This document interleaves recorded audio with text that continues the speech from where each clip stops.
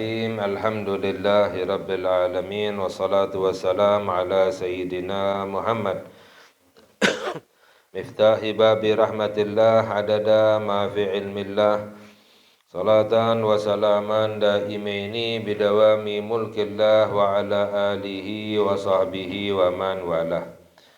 Allahumma la ilma lana illa ma 'allamtana wa la fahma lana illa ma alhamtana. Innaka antal alimul hakim. Allahumma ahrijna min dhulumatil wahmi wa akrimna binuril fahmi waftah lana abwaba fadlika wa rahmatika wa khazaini ilmika birahmatika ya arhamar rahimin. Amin ya rabbal alamin. Alhamdulillah, segala puji milik Allah. Kita bersyukur kepada Allah subhanahu wa ta'ala atas limpahan nikmat yang Allah berikan kepada kita, khususnya adalah nikmat kita bisa untuk beribadah kepada Allah subhanahu wa ta'ala. Nikmat kita bisa berzikir menyebut nama Allah subhanahu wa ta'ala yang menjadikan hati tenang. Sebab hati menjadi tenang, hati menjadi bahagia, hati menjadi senang ketika berzikir menyebut nama Allah subhanahu wa ta'ala. Dan ini adalah kenikmatan yang sebenarnya, kebahagiaan yang sebenarnya adalah ketika seorang hamba yang hatinya itu tenang dan bahagia.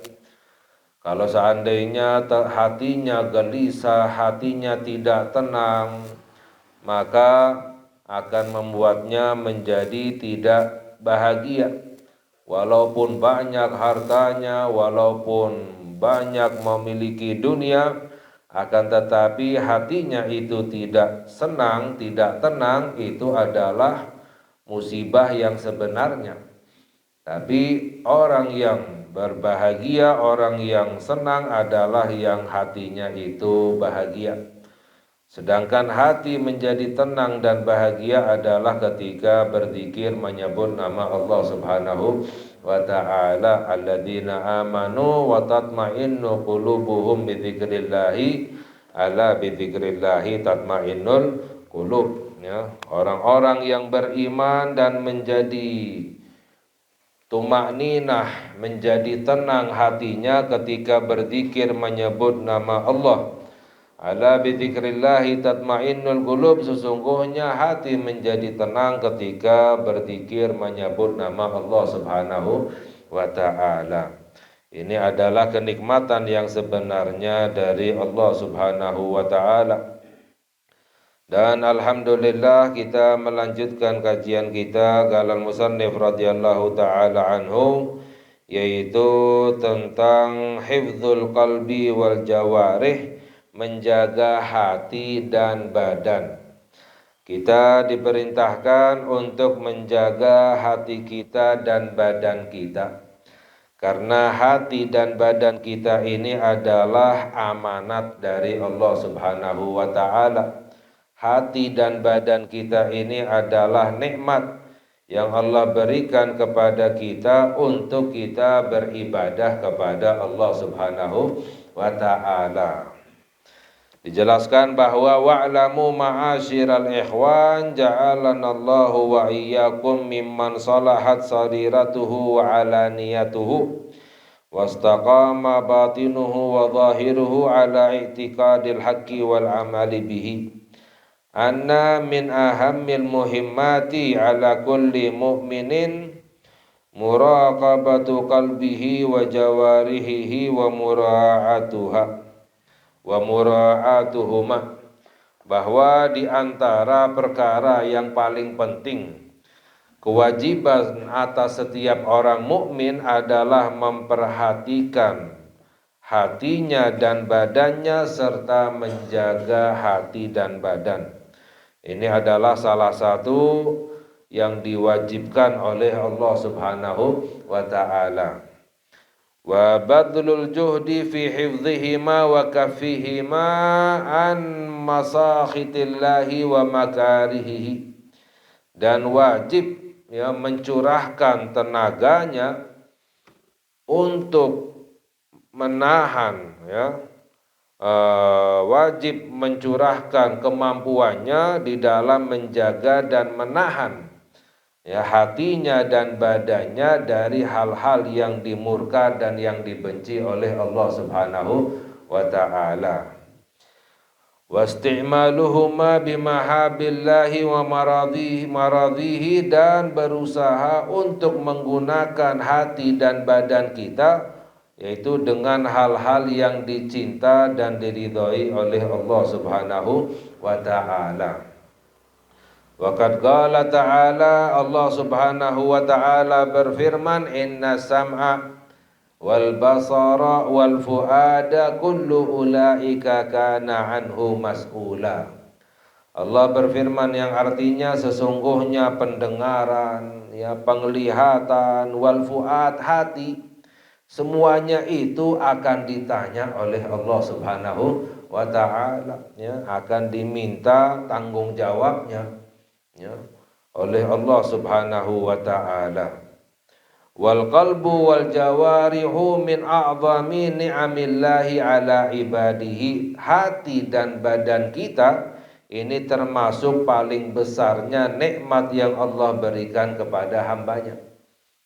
Faman istamalaha bi ta'atihi wa zayyanaha bimahabbihi.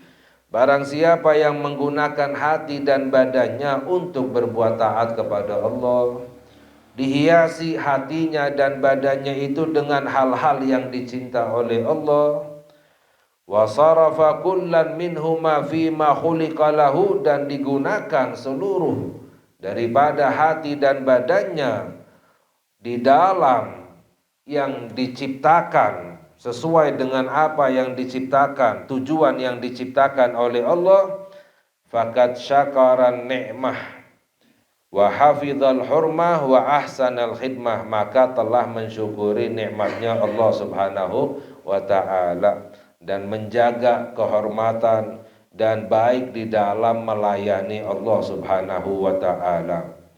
Jadi intinya syukur ini adalah di sini. Yang namanya syukur itu adalah kita menggunakan nikmat Allah untuk taat kepada Allah Subhanahu wa taala, untuk hal-hal yang dicinta oleh Allah, untuk hal-hal yang sesuai dengan apa yang diperintahkan oleh Allah. Walahu indallahi jazaa'us syakirin wa thawabul muhsinin, dan baginya di sisi Allah itu akan mendapatkan balasan orang-orang yang bersyukur dan pahala orang-orang yang berbuat baik. Innallaha la yudhai'u ajra man ahsana amala, sesungguhnya Allah tidak akan menyia-nyiakan balasan pahala bagi orang yang baik amalannya. Orang yang baik amalannya itu enggak akan sia-sia. Sekecil apapun amalannya yang baik enggak akan sia-sia, pasti akan mendapatkan balasannya dari Allah Subhanahu wa ta'ala. Wa man arsala qalbahu wa jawarihahu fi mukhalafatil amri, barang siapa yang menggunakan hatinya, ya, menggunakan badannya di dalam pelanggaran perintah Allah Subhanahu wa ta'ala, wa ahmalaha wa adha'aha, ya sia-siakan, ya dibiarkan hatinya dan badannya di dalam perbuatan maksiat, walam yahfadha, dan tidak menjaganya, faqad kafara ni'matallahi fiha, maka telah mengkufuri nikmatnya Allah Subhanahu wa ta'ala. Wastaujaba dhamma wal uqubata minallahi bisababiha, dan pasti akan mendapatkan celaan dan hukuman dari Allah Subhanahu wa ta'ala karena telah sebab mengkufuri nikmatnya Allah Subhanahu wa ta'ala. Wa satashhadu alaihi baina yadayillahi bima amila biha min ma'asillah, dan badannya itu akan bersaksi, ya, akan bersaksi untuk melawannya di hadapan Allah Subhanahu wa ta'ala dengan apa yang dikerjakan dari maksiat-maksiat kepada Allah Subhanahu wa ta'ala. Kama qala ta'ala, sebagaimana Allah berfirman, yauma tashhadu alaihim alsinatuhum wa aydihim wa arjuluhum bima kanu ya'malun. Ya, Allah berfirman di dalam Al-Qur'an yang artinya di hari akhirat, tashhadu alaihim, akan bersaksi melawan orang itu lisan mereka sendiri, tangan mereka sendiri, kaki mereka sendiri, itu akan bersaksi melawan dirinya sendiri karena apa yang telah mereka kerjakan dari kemaksiatan kepada Allah. Jadi tangan kita akan bersaksi, ya, lisan kita akan bersaksi, kaki kita, semua badan kita akan bersaksi, bahkan bumi langit semuanya bersaksi, ya, melawan orang-orang yang berbuat maksiat kepada Allah Subhanahu wa ta'ala. Wa qala ta'ala, dalam ayat yang lain Allah berfirman, al-yawma nakhtimu ala afwahihim wa tukallimuna aydihim wa tashhadu arjuluhum bima kanu yaksibun. Ya, Allah berfirman dalam surat Yasin, pada hari ini, pada hari kiamat ini, hari akhirat, kami akan tutup mulut mereka. Maknanya mereka nggak akan bisa berbicara, berdalih, beralasan, ditutup oleh Allah. Wa tukallimuna, dan akan berbicara kepada kami, kata Allah, tangan mereka. Ya, akan bersaksi kaki-kaki mereka dengan apa yang dahulu mereka kerjakan. Ya. Jadi badan kita ini akan bersaksi kepada Allah Subhanahu wa ta'ala atas apa yang telah kita kerjakan dahulu. Wa ammal qalbu, adapun hati, ya, sebelumnya dikaji bahwa kita harus menjaga hati dan anggota badan kita. Adapun hati itu fahuwa ra'isul jawarihi wa amiruha. Hati itu adalah pemimpin, ya, daripada badan kita. Kepala dan pemimpin daripada badan kita itu adalah hati. Hati itu istilahnya seperti raja, ya, sultan, ya, di antara semua badan kita. Wa alihi yaduru salahuha wa fasaduha, dan bergantung kepada hati, ya, tergantung hatinya, badannya itu menjadi baik atau rusak. Nah, jadi orang amalannya baik atau amalannya tidak baik tergantung hatinya. Ya, itu pasti. Ya, orang kalau hatinya baik, amalannya pasti baik. Orang hatinya buruk, tidak baik, amalannya pasti tidak baik. Ya. Kama qala alaihi salatu wassalam, sebagaimana sabda Nabi kita Nabi Muhammad sallallahu alaihi wasallam, ala wa inna fil jasadi mudghatun. Sesungguhnya di dalam hati itu, dalam badan itu ada segumpal daging. Idza salahat salahal jasadu kulluhu, kalau baik itu dagingnya, maka seluruh badannya akan menjadi baik. Maknanya seluruh amalannya akan menjadi baik. Wa idza fasadat, kalau seandainya segumpal daging itu rusak, fasadal jasadu kulluhu, maka semua badannya akan menjadi rusak. Maknanya semua amalannya menjadi rusak. Ala wahyal qalbu, yaitu adalah hati. Jadi gak mungkin kalau ada orang beralasan yang penting hatinya, amalannya tidak baik, oh yang penting hatinya, bohong. Orang amalannya tidak baik pasti karena hatinya tidak baik. Orang hatinya baik, amalannya pasti baik, ya. Jadi istilahnya itu alasan setan saja itu. Oh yang penting hatinya baik, hatinya bersih, tapi amalannya nggak baik, amalannya kotor, itu nggak mungkin. Karena sudah dijelaskan oleh Nabi kita Nabi Muhammad sallallahu alaihi wasallam, ya. Makanya kalau kita ingin agar amalan kita ini baik, ya, suci, maka bersihkan hati kita, jaga hati kita, ya, sucikan hati kita dari sifat-sifat yang tercela yang merusak hati kita. Yang insya Allah nanti akan kita kaji apa saja penyakit-penyakit hati. Wa ammal jawarih, adapun anggota badan kita, ya, fana'ni biha a'dha as-sab'ata, maka yang kami maksud menjaga badan itu adalah 7 anggota badan. Ada 7 anggota badan yang harus kita jaga. Apa itu? Yang pertama adalah al-ainu, mata, ya. Wal udhunu, yang kedua adalah telinga, ya. Yang ketiga wal lisan, yaitu lisan. Yang keempat adalah wal batnu, perut. Yang kelima adalah wal farju, kemaluan. Dan yang keenam wal yadu, tangan. Dan yang ketujuh adalah wal rijlu, yaitu kaki, ya. 7 anggota badan ini harus dijaga, ya. Makanya pintu neraka itu jumlahnya 7, ya. Tingkatan neraka itu ada 7 tingkatan, ya. Hikmahnya apa? Yaitu hikmahnya orang yang tidak menjaga 7 anggota badannya ini akan masuk ke dalam api neraka, ya. Sedangkan pintunya surga itu ada 8, ya.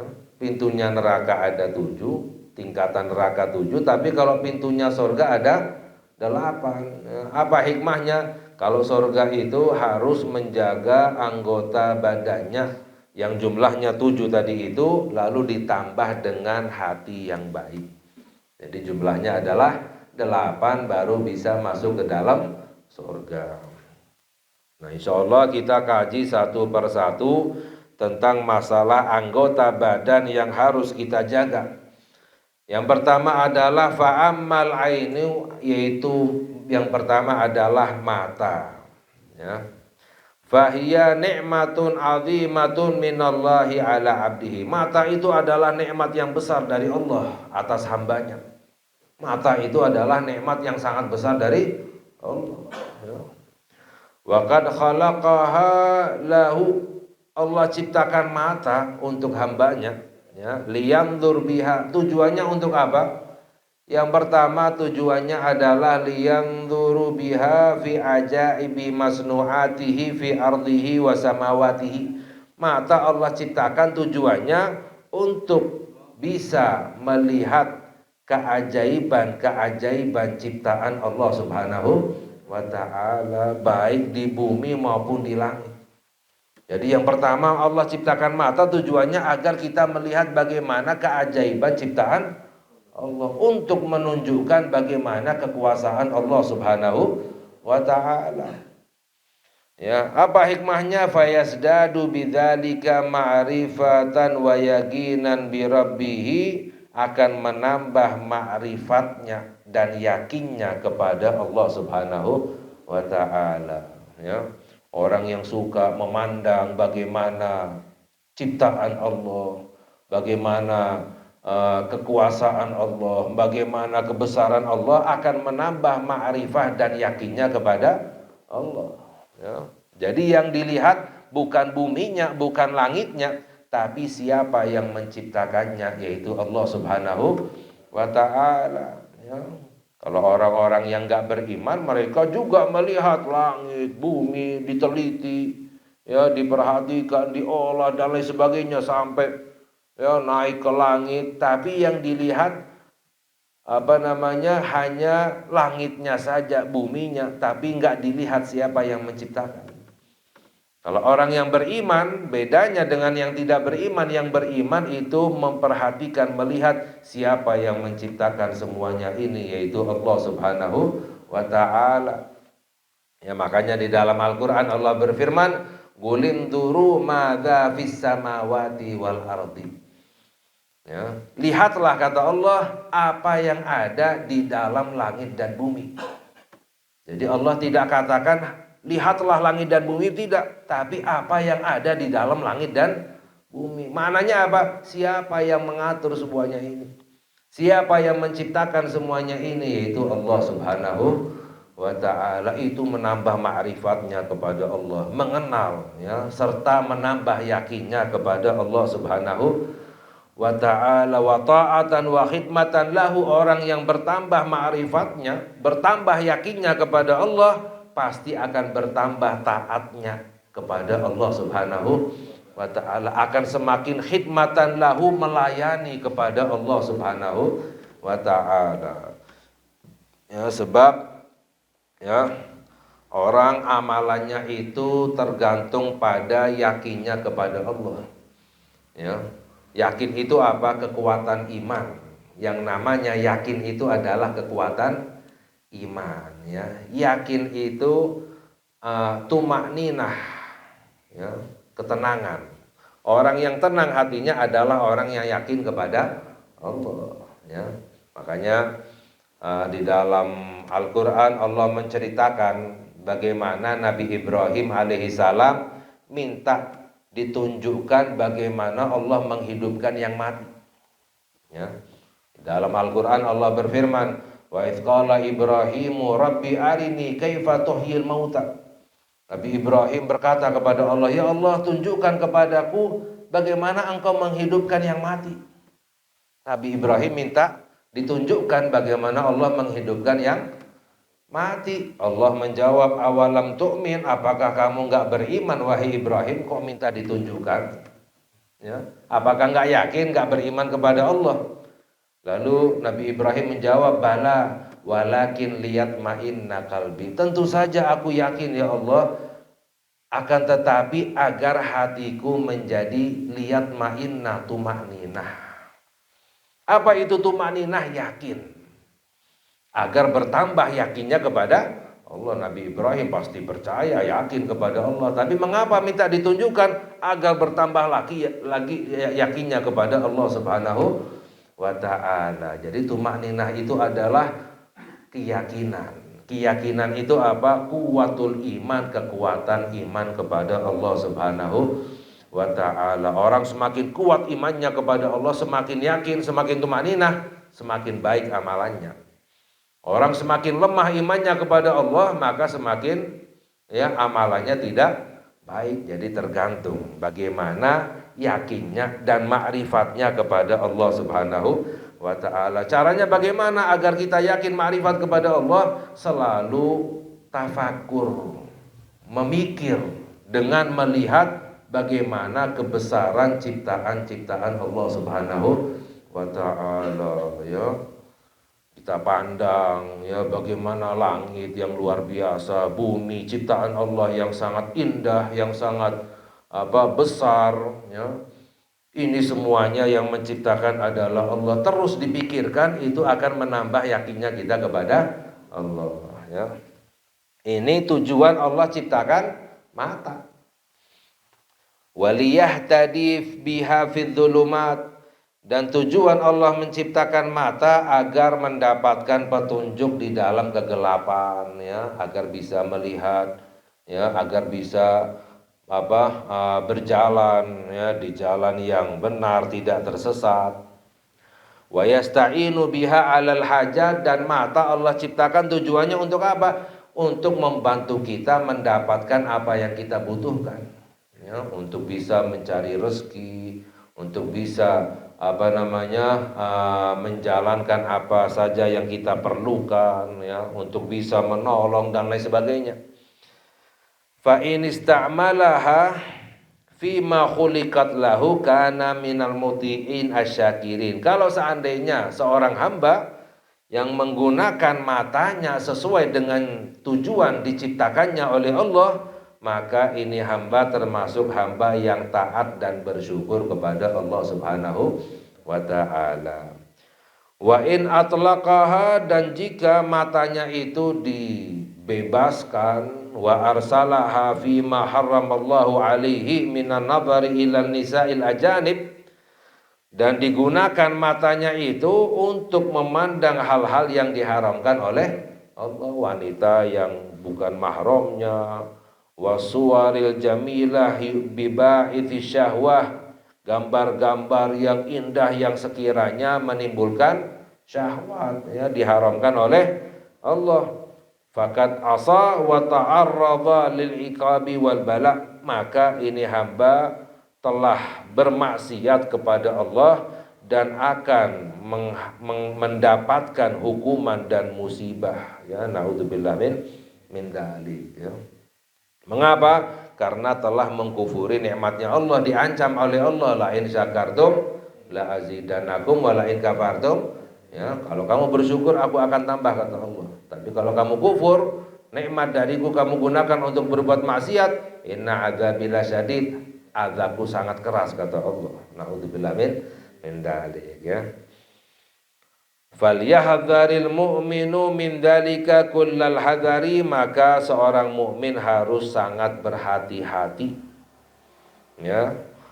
Wa minan nadhari ila ahadin minal muslimin, dan juga ya menjaga matanya itu dari memandang kepada siapapun dari orang-orang muslim bi'ainil istisghar wal ihtikar wal istighfaf, memandang orang lain dengan pandangan mengecilkan, merendahkan, menghina. Mata digunakan untuk melihat orang lain dengan pandangan merendahkan, itu maksiat. Itu kufur dengan nikmatnya Allah. Memandang orang lain dengan pandangan merendahkan, menghina, mengucilkan, itu sama juga dengan orang yang kufur dengan nikmatnya Allah Subhanahu wa ta'ala, karena bukan itu tujuannya Allah ciptakan mata untuk kita ya.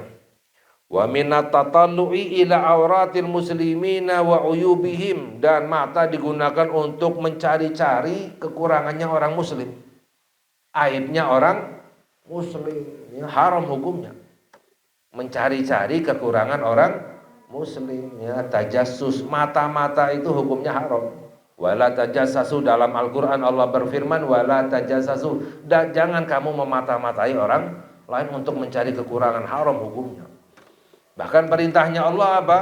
Man satara musliman satarahullah fid dunya wal akhirah, barang siapa yang menutupi kekurangannya orang muslim, jelas ada kurangnya, ada maksiatnya, ada buruknya, tapi ditutupi, maka kekurangannya akan ditutupi oleh Allah Subhanahu wa ta'ala. Itu perintahnya Allah, bukan membuka kekurangan orang lain. Barang siapa yang membuka kekurangan orang lain, kekurangannya akan dibuka oleh Allah ya. Jadi mata jangan digunakan untuk melihat kekurangan orang lain ya. Lihat kekurangan diri sendiri ya, untuk memperbaikinya.